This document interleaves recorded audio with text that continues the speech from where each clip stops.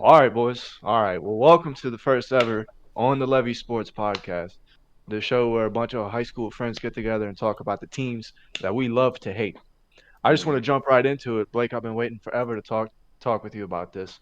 Tell me what you think about Eric Bledsoe.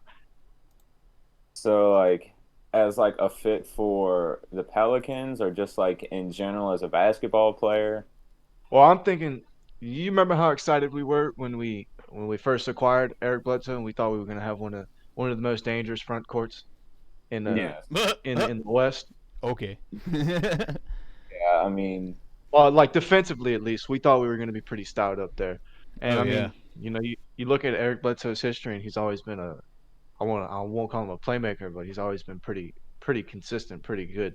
And then he just comes to us and just has statistically his worst year in the mm, last like fucking 6 or 7 years, something crazy like that. Dude, I think you just don't care, to be honest with you. What's up, his Pelican Puncher, by the way?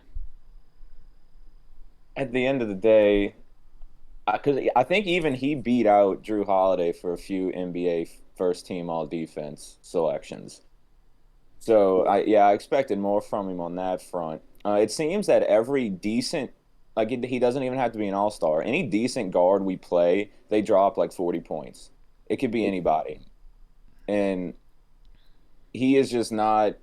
I think it's like Pelican Puncher said. He just doesn't care. He doesn't want to be here. I think that's been clear since he first got here. In his initial interviews, he sounded very, very disappointed that he got traded. And honestly, yeah, he looks like he might just be done in general. But I don't know. He might go somewhere next year and just tear it up again. Which that's probably what's going to happen.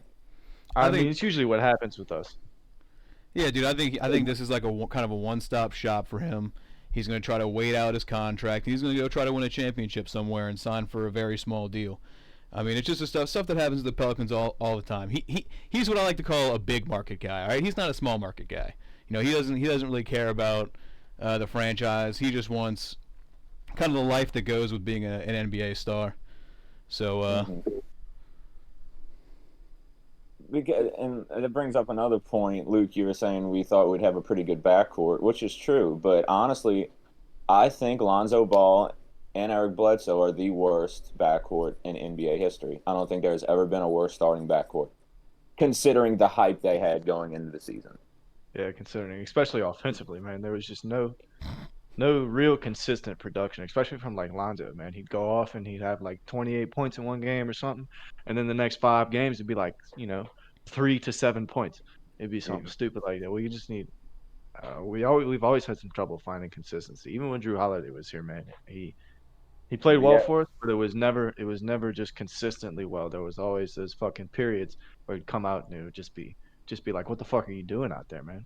yep. He'd be fire for a month, and then he'd be decent for 2 months, and then yeah, it's the same trend. I don't know. It's that's why there's something going on in that Pelicans organization that we just don't know the ins and outs of it.